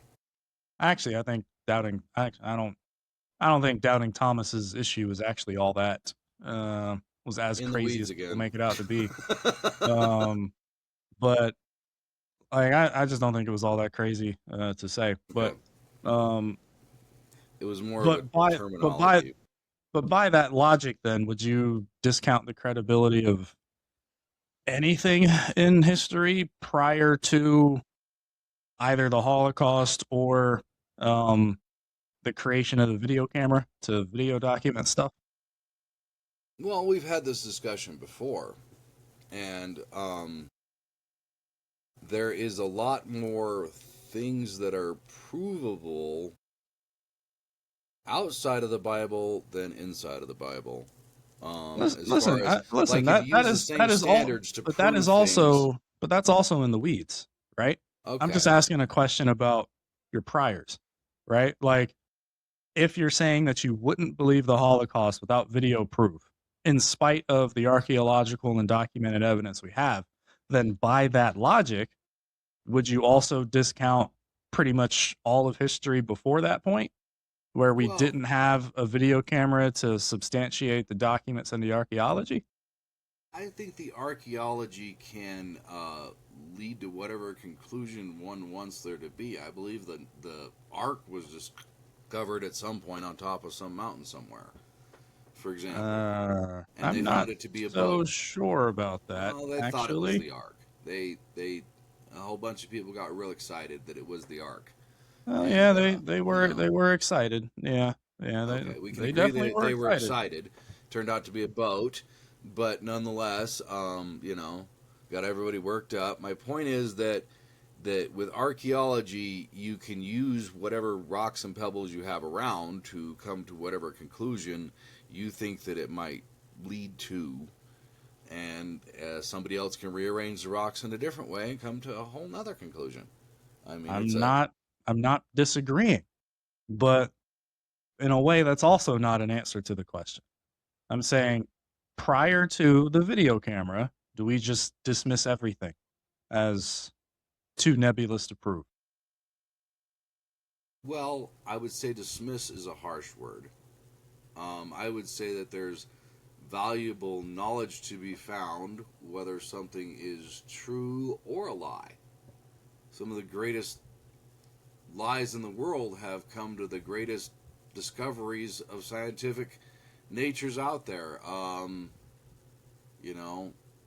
But if you can't trust, but if you can't trust the archaeology and the documentation, how would you even know it's a lie? Well, does it really matter? Or true? Well, it matters because that's the words you chose to use. Well, I mean, the fact of whether something is a lie or it's true Is it an entertaining story? Yes, that's good enough for me. I don't need to have it bonded and served as fairy tale or fact. Like I It's said, kind of this irrelevant. like For I me, said, that history is this kind of a that's the part of the conversation where I respectfully disagree with you. And understand that. most people that say that, I don't think people actually believe that. I think it's just I think it's a useful rhetorical strategy in conversations on religion to not let the evidence for Jesus have a foothold. But in any other Of conversation course about not. history, Why would I in, ever let in Jesus have a foothold into anything? in any other conversation where we weren't talking about religious things, I don't think people would put their skepticism of history writ large up that high. And there's a reason for that. Go ahead, continue. Yeah, I know. The reason is because, well, if I let my standards stay where they usually are, then it becomes more difficult to just hand wave away an argument like the minimal facts argument. Which I also think, to be honest, Professor Plink kind of misunderstands. But you know, it's I think he miss it. I'll just show it. I'll let Professor Plink prove my point here. Marshall Applewhite led the Heaven's Gate cult. In March 1997, Applewhite and 38 of his followers committed mass suicide in a mansion in California, believing that a spacecraft that was trailing the Hale-Bopp comet was coming to collect their souls. And while the vast majority of the cult died, a handful of members stayed alive, who were tasked with maintaining the group's website and their legacy. Decades later, these surviving members still actively run the site. They firmly believe that Applewhite successfully shed his human vessel, ascended to the next level, and currently exists as a divine entity out in deep space. There's also Shoko Asahara, who founded Aum Shinrikyo, a Japanese doomsday cult responsible for the 1995 sarin gas attack on the Tokyo subway system. Asahara claimed to be Christ reborn. He was arrested, convicted, and ultimately executed by hanging by the Japanese government in July 2018. Now, despite his public execution, the cult fractured into successor groups that remain faithful to his claims to this day. Authorities note that many members still covertly revere Asahara as a living spiritual deity. Or how about the much more famous Scientology group and their beliefs regarding founder L. Ron Hubbard? The death of L. Ron Hubbard occurred in 1986, and it's one of the clearest examples of a religious group believing a leader's physical demise was, in fact, a spiritual triumph and a resurrection or ascension to a higher plane. Scientologists do not believe that Hubbard died in the traditional sense. Instead, the official doctrine is that he willingly discarded his physical body to pursue the next level of spiritual research on a higher plane of existence, entirely unburdened by human flesh. So, sorry, Alisa, but a faith leader having followers, even one-time skeptical followers, who believe that they transcended their death and resurrected or ascended into a higher plane, is not unique to Jesus or Christianity. And the validation of such claims requires a bit more than their most fervent followers believing it. Because, I mean, of course they would. Habermas also noted that somewhere around... Yes, sir. I realize there's a certain amount of fair use we have to abide by on these situations also, but I also want to pause after every point to kind of recap our thoughts or feelings about that point. Yeah. That's what would your thoughts and feelings be on that particular point that he raises? It's very true that, you know, cult leaders seem to run quite a striking parallel to Jesus. And I think he proves that very eloquently and, you know, concisely. I mean... no, parallels don't falsify. Here. Well... That's the thing, right? Okay. And also, you know, the differences do actually kind of matter here. Okay.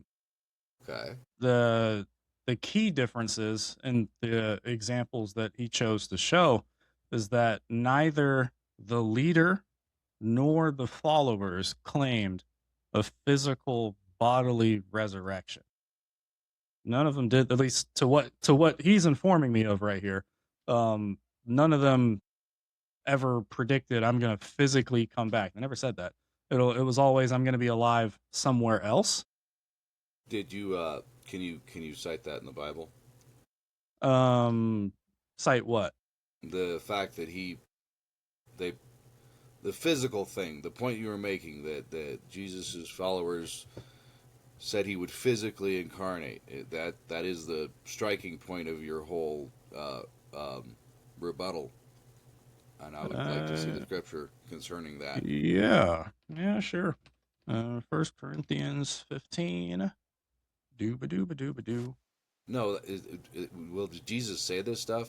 Jesus say, "I'm coming back in the flesh." Yeah. Let's see here. Where do I want to go for that? A few places, but yeah. Yeah, I know, right? Yeah. Let's see here. In a few places. That's just important for transparency. No, you are absolutely right. Don't ever be how would I say this? Always press me. Always do that. Don't ever let me Never hesitate to ask you to quote the Bible unless it's anything beyond the Bible. Don't ever.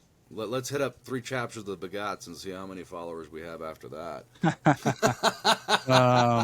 Let's see here. No, I'm not that cruel. Yeah, from that time, Jesus began to show his disciples that he must go to Jerusalem and suffer many things from the elders and chief priests and scribes and be killed, and on the third day be raised. And Peter took him aside and began to rebuke him, saying, "Far be it from you, Lord. This shall never happen to you."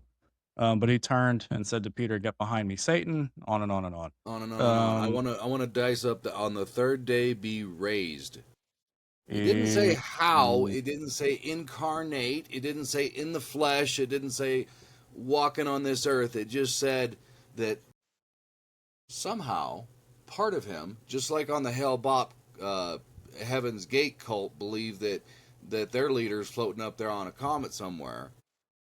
There's raised in that particular situation, and I remember I forgot how L. Ron Hubbard had it phrased about mortal coils or whatever. So they may not have a location picked out for their cult leader, but I know that the Heaven's Gate cult did, and that they purport that he is raised to there.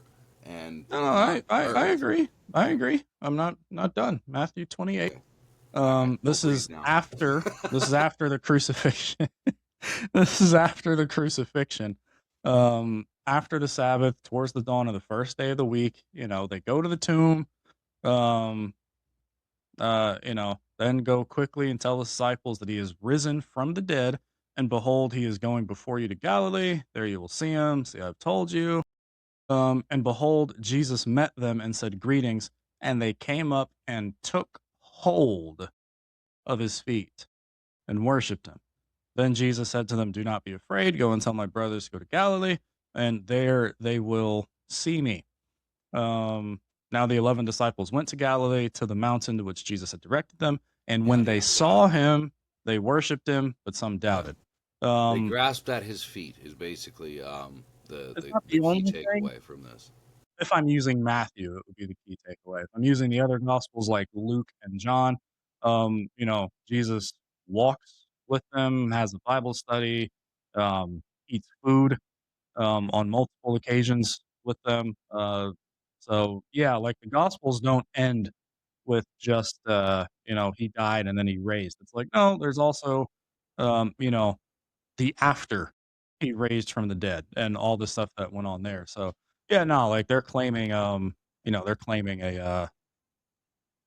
a physical bodily resurrection. And I brought you Got to a First demonic Corinthians. pop-up coming at me. Okay, there we go. It's down again. Yeah, I brought up 1 Corinthians 15 because it's actually an earlier writing than the Gospels. Most of the letters of Paul predate the Gospels, so that's why I went here. That is awful confusing. I'll dig into that weed patch. Professor Plink will do a better job than me digging into that weed patch later on in the video. It's not that much of a weed patch. But yeah, no, for I delivered to you as of first importance what I also received. So Paul is saying this is what he received from those before him, that Christ died for our sins, that he was buried, that he was raised on the third day, and that he appeared to a whole bunch of people. That's a physical claim. I Um, mean, if he's appearing to a whole bunch of people, that could be a barrage, that could be act of rain and water and nature. I mean, rainbows do a lot of funny things, and people were tired back then. They worked real hard, and so, I mean, the fact that they saw a lot of things, they didn't have TV, so their imaginations could run very wild in a lot of hey, situations. hey, man, like if that's very hand wavy. But okay. Like I said, I'll let you have that. Like, I think the weakness of that rebuttal is enough on its own without me having to do much about it. Then you have, of course, Jesus and Thomas. That story is, of course, a claim of a bodily resurrection. We have seen the Lord, but he said to them, unless I see in his hands the mark of the nails, and place my finger into the mark of the nails, and place my hand into his side, I will never believe. 8 days later, he shows up. Peace be with you. Put your finger here, see my hands. Put out your hand and place it in my side. Don't disbelieve, but believe. Thomas answered him, my Lord and my God. Um, He never yeah. actually said that Thomas felt the side and whatnot. Thomas God, said that he wouldn't believe if he didn't do that. yeah, and then he never actually did it. Jesus said, "Here, do it," and Thomas is like, "Ah, I believe, I believe, I believe." So that's a crying shame. It's still a claim Thomas, of a physical resurrection, yeah? On the part yeah, of the disciples? Because they're saying, no, he showed us the wounds. That's the claim. that is a physical claim of physically being on this earth. That is where All right. Jesus does take a Now, contradiction from the cult leaders. the claim is not proof. We should all be able to agree on that. The claim of the resurrection is not proof of it, but there's no reason to try to prove a resurrection if they never claimed one. Yeah. So that's why it's important to, to verify that they did actually claim that. Um, Yes, that is what they claimed, and to be fair, the cult leaders never claimed that they were going to be resurrected on this earth, on this physical plane. Hale Bopp, a comet, Heaven's Gate people, they claim to be where that's where he's at. So just want to get that right. And straight. right. And Paul at least was very honest about this. He said right here, if Christ has not been raised, then our preaching is in vain and your faith is in vain. I We would are agree. The faith is in vain. he goes on. We are even found to be misrepresenting God because we testified about God that he raised Christ, whom he did not raise, if it is true that the dead are not raised. For if the dead are not raised, not even Christ has been raised. And if Christ has not been raised, your faith is futile and you're still in your sins. Then those also who have fallen asleep in Christ died, have perished. If in Christ we have hope in this life only, we are of all people most to be pitied. And that's why I'm I on this mean, podcast with you, is because I do pity your plight, and I think that you're playing a big game of imagination, and I also understand the motivations as to why. You know, I don't doubt your sincerity of your faith. I just think that it's misplaced.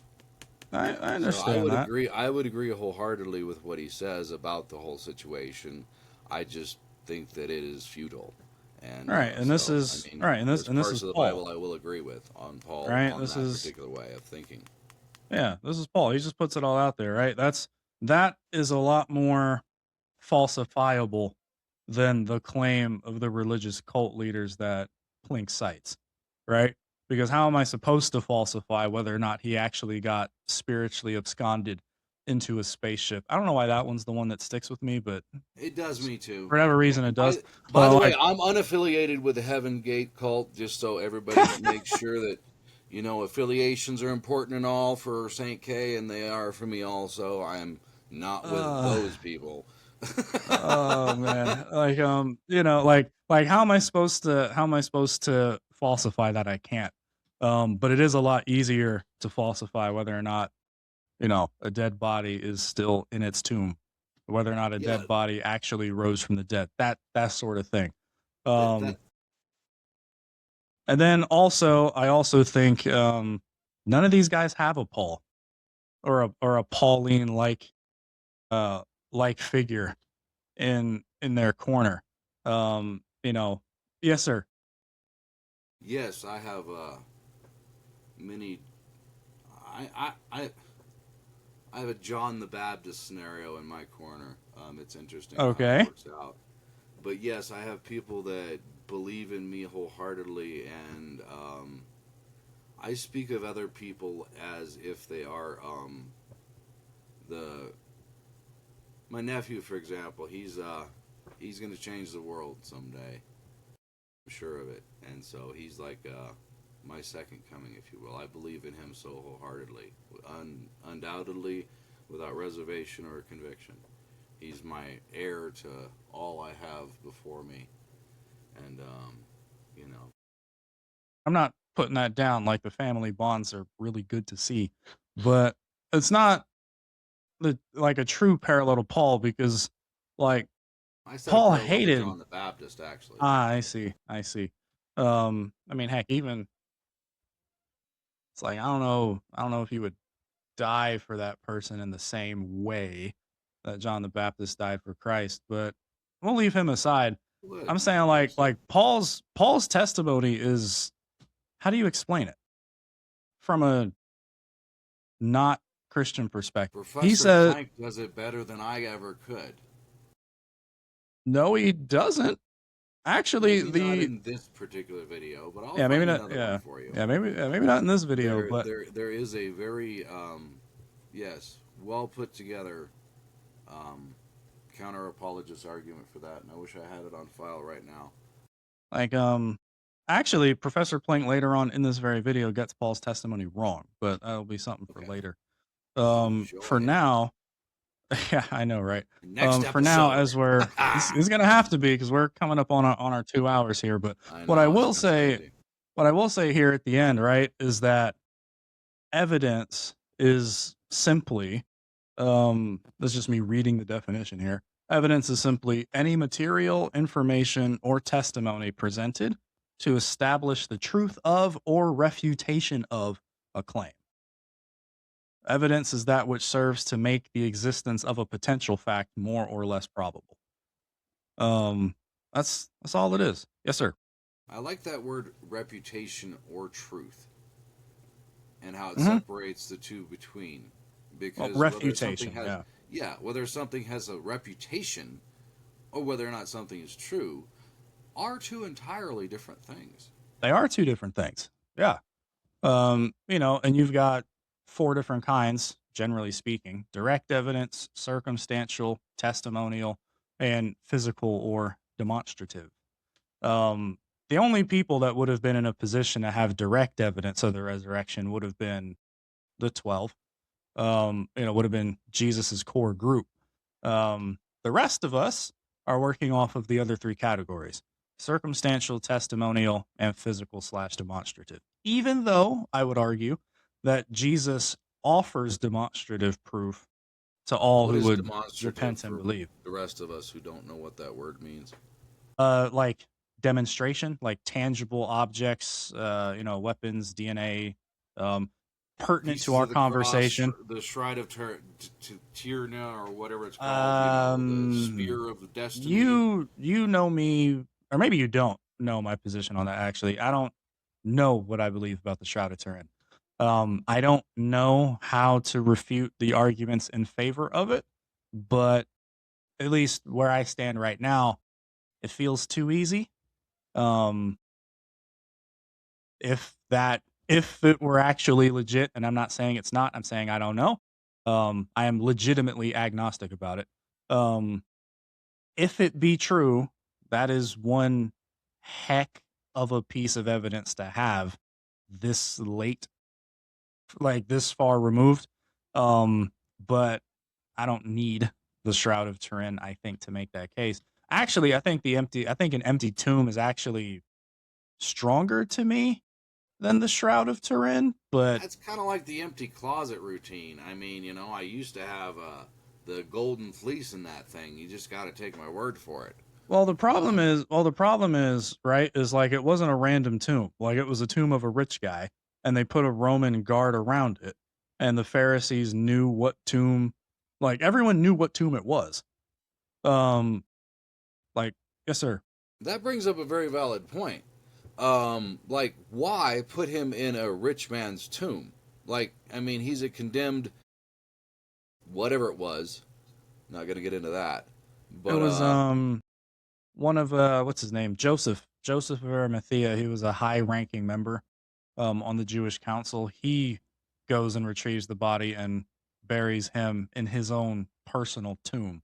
It was his way of coming out and saying he's actually, allegiant and that's to documented in the Jesus. Bible. Yes, sir. Okay, you know And where I'm going with that. naturally, you're gonna ask me to show you, which And I'm gonna is take a bong rip. yes, sir. Yeah, it's actually recorded in all 4 Gospels. I'm giving you Matthew's Nice. quotation. Okay.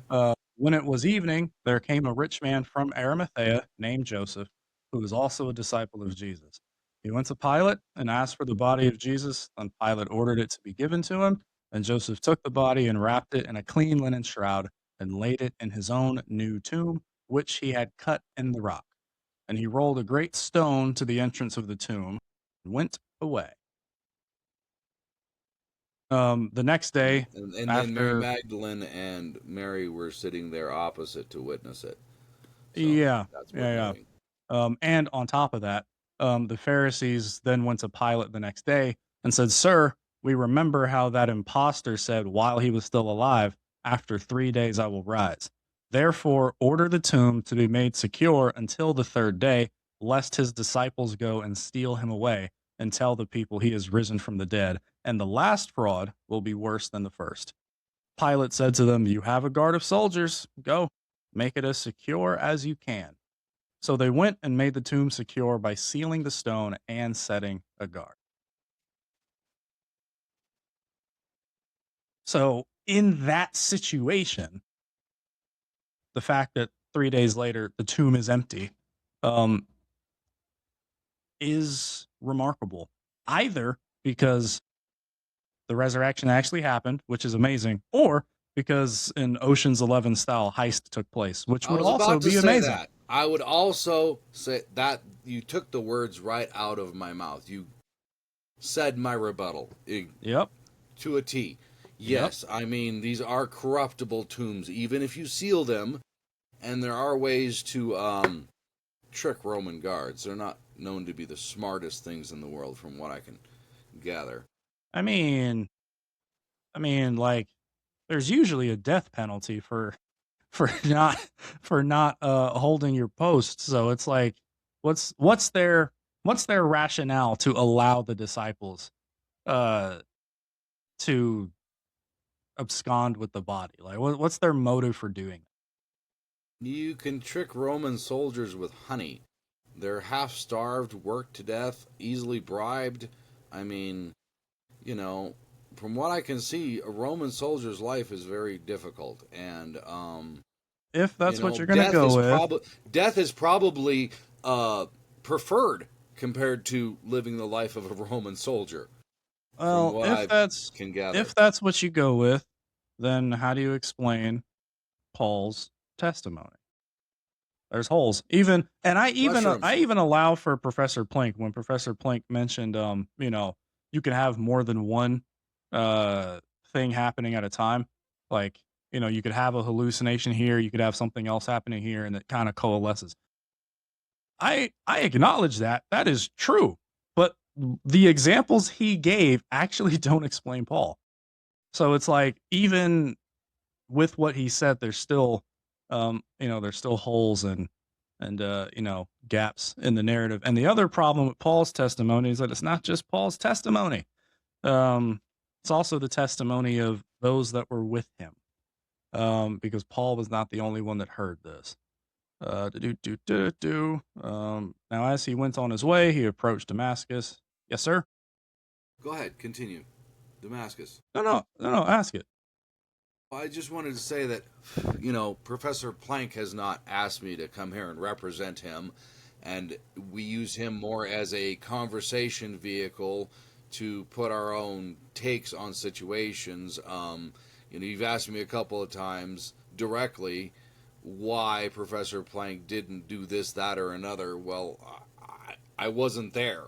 whenever he put Oh, together the video. those are So, rhetorical wise. okay, I'm I not wanted to actually. make that clear. I Yeah, just no, wasn't like, I'm not putting you that know, on you. I'm okay. asking it so that people learn to ask the question, Always right? good to ask questions. I agree with you there. Um, always, always. But yeah, like Saul is literally on his way to go round up men and women that are belonging to the way. Um, what a dope name. That he might arrest him and bring him to Jerusalem to try them. And as he's on his way to do that, he approached Damascus, and suddenly a light from heaven shone around him. And falling to the ground, he heard a voice saying to him, Saul, Saul, why are you persecuting me? And he said, Who are you, Lord? And he said, I am Jesus, whom you are persecuting. But rise and enter the city, and you will be told what you are to do. The men who were traveling with him stood speechless, hearing the voice, but seeing no one. Saul rose from the ground, and although his eyes were opened, he saw nothing. So they led him by the hand and brought him into Damascus. Um, That sounds like mushrooms to me. that sounds like mushrooms to you. Yes, it does. It sounds like a hallucination brought on by many various plants that are found in that area. This part sounds like a hallucination to you? The highlighted part. Yeah, the men who were traveling with him stood speechless, hearing the voice but seeing no one. Okay, they were having a different trip. I mean, and you get a whole bunch of stoned people together and ask them what they say or what they have heard, or, I mean, there's 20 different recollections to the same car accident.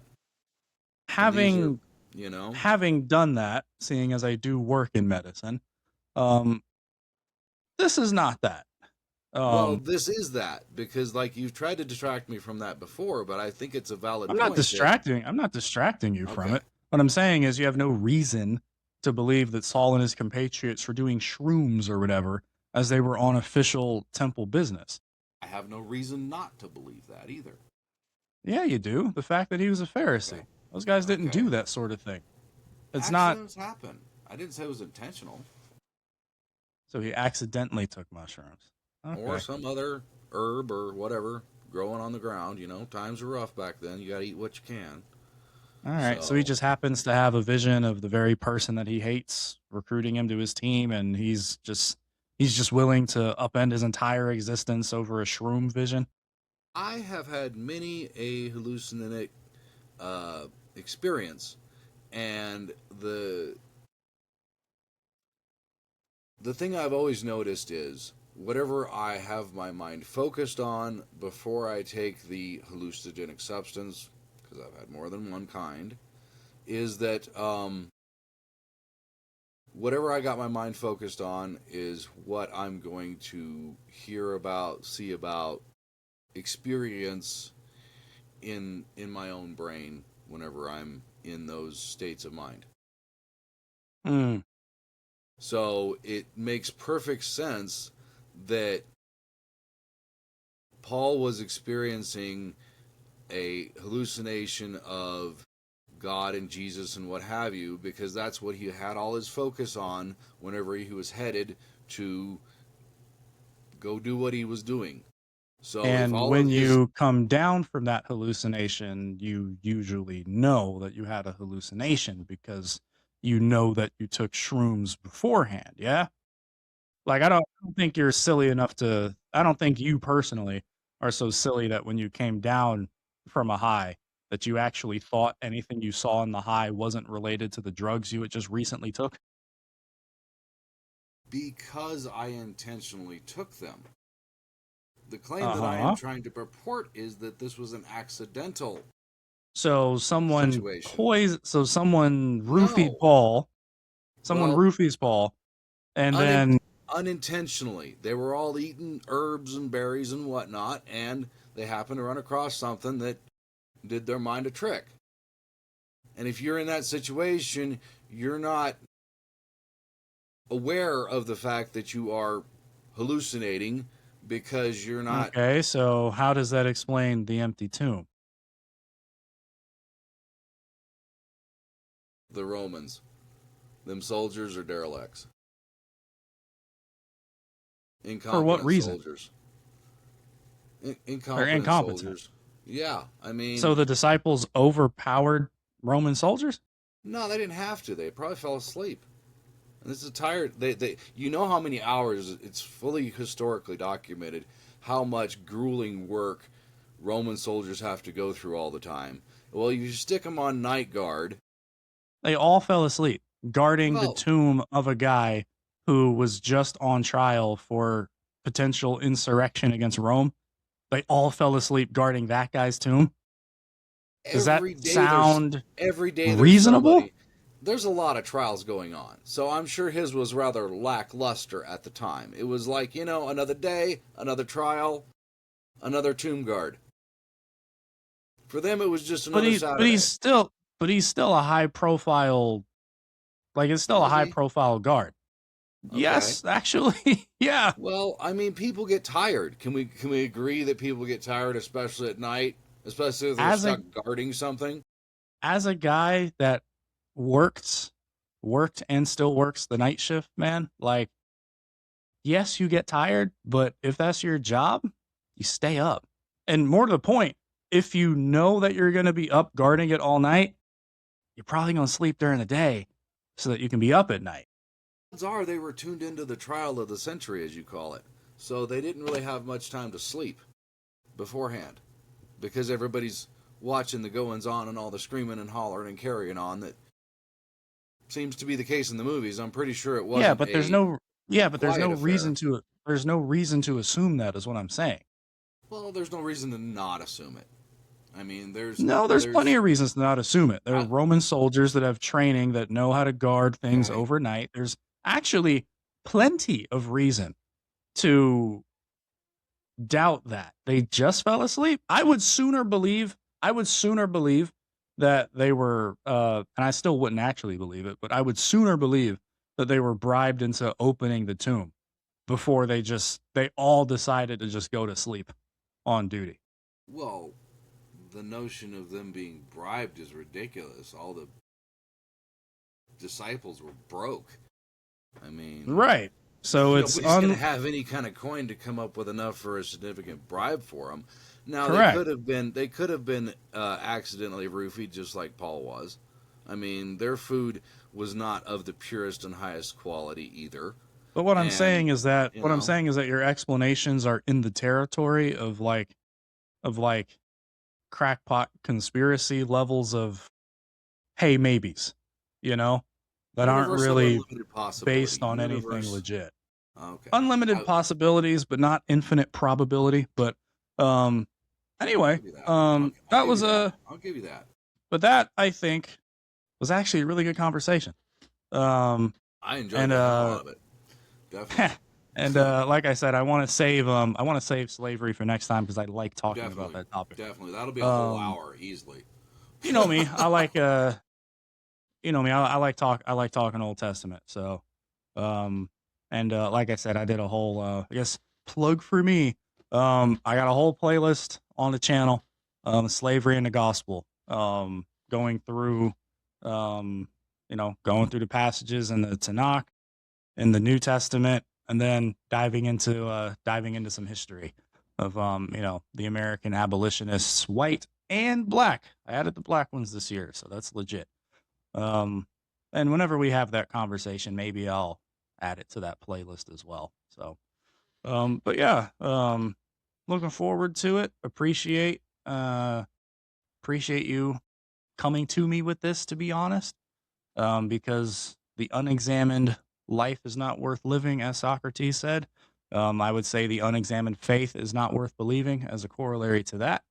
So yeah, you guys, audience members, you decide, what you think about the conversation, whose points were solid. And we will do the rest of this, another day. My friend, Fearless Paladin, your closing thoughts on the matter.